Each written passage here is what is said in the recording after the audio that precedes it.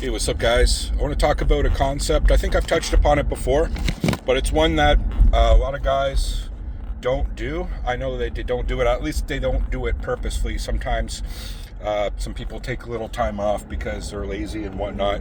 But I just did something over. I did it 2 weeks, which is I think a little longer than what generally people do. But I did a 2-week deload at the end of my first month of the cycle, knowing that I have 2 to 3 more months left of the cycle where I'm really going to push myself, and I'm going to even push the doses.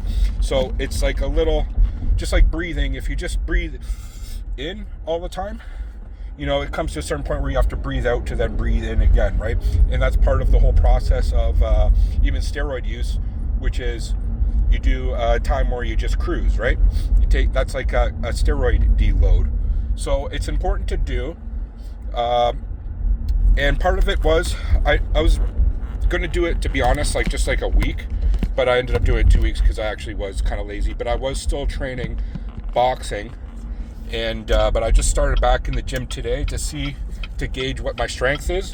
And to be honest, I think it's because I'm blasting, I even increased strength, which is odd, but it's true. Like, I felt like stronger than ever before.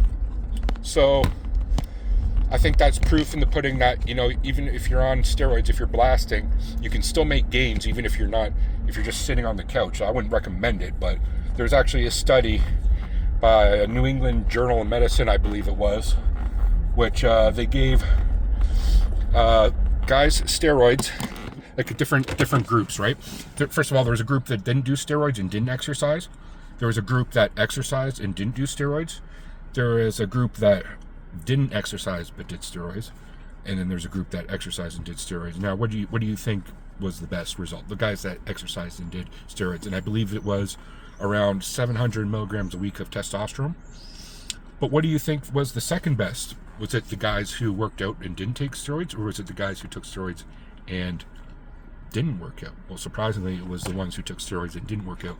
So that being said, if you deload after, say, a month, in your first month, at the end of your first month, that's what I recommend, because you don't want to deload towards the end of your cycle. That just wouldn't make sense. You want to, and some people will be like, I don't even want to deload. Maybe I'll deload before I even start the steroid cycle.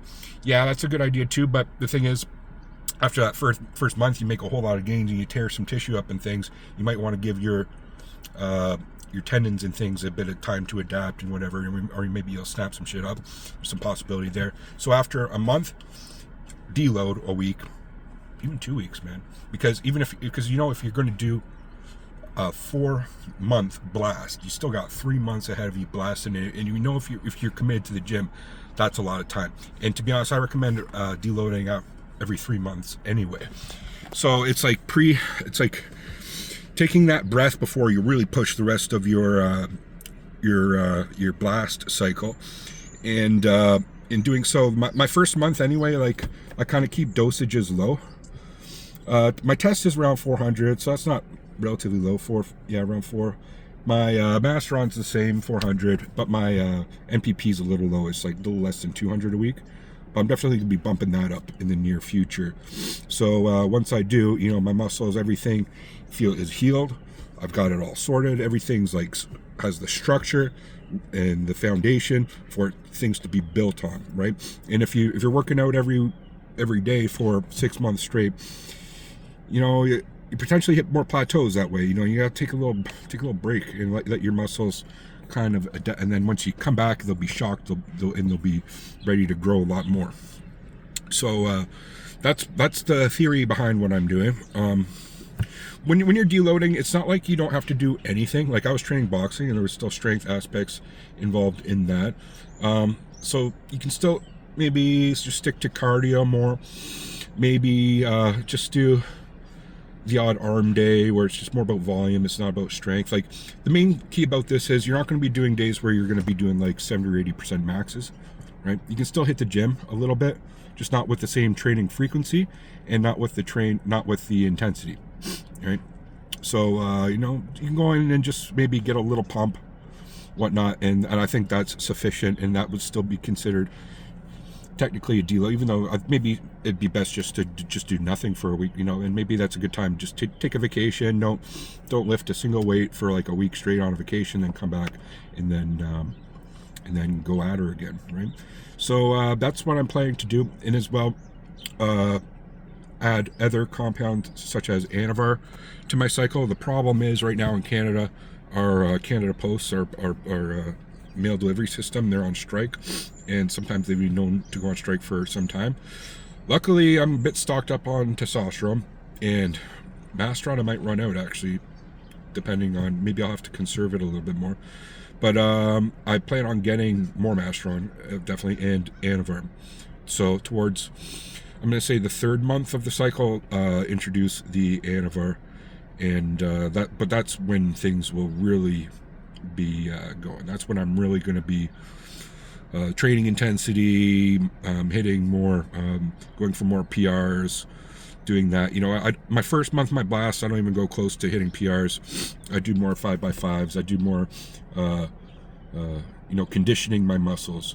So in the later months of the blast, when I really push it, you know what I mean, it's good to go, right? And but that being said, I'm still lifting heavy.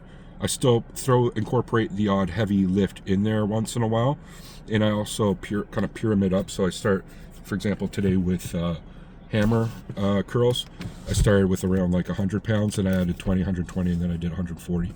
And I stuck with 140 because that's like my limit of, like, at the time, like how many I could do, like for 12 reps. So I did that for a few sets, and then I went back down to a lower weight, like 20-pound dumbbells, and just rep that out for like a finisher. So that's what moral of the story, I incorporate some heavier weights still, even with isolation movements. But it's not until the second month that I start doing more structured 5x5 and even 3x3 or 3x5 sometimes, like three reps, 5 sets with heavier weight. And again, pyramid up. So like on a bench press, I start with like 215. Well, I'll start with something that's a warm up, and then my actual working set, 215 maybe, and then add 20 pounds and add 20 pounds and add 20 pounds, so I can't do a 3x3 anymore, that type of thing. So I'll leave it there.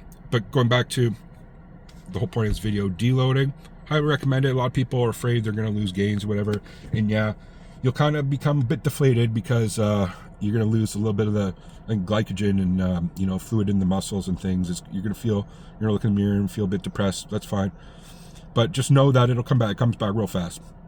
1 or 2 times going back to the gym, eat a bunch of carbs, carb up a bit, hit the gym, your muscles will blow up again, no problem. So I'll leave it there, guys. Leave a comment what you think about this video. Do you deload? Is it something you do have success in, or is it just a waste of time? Leave your comment in the section below. Thanks for watching, guys. Peace.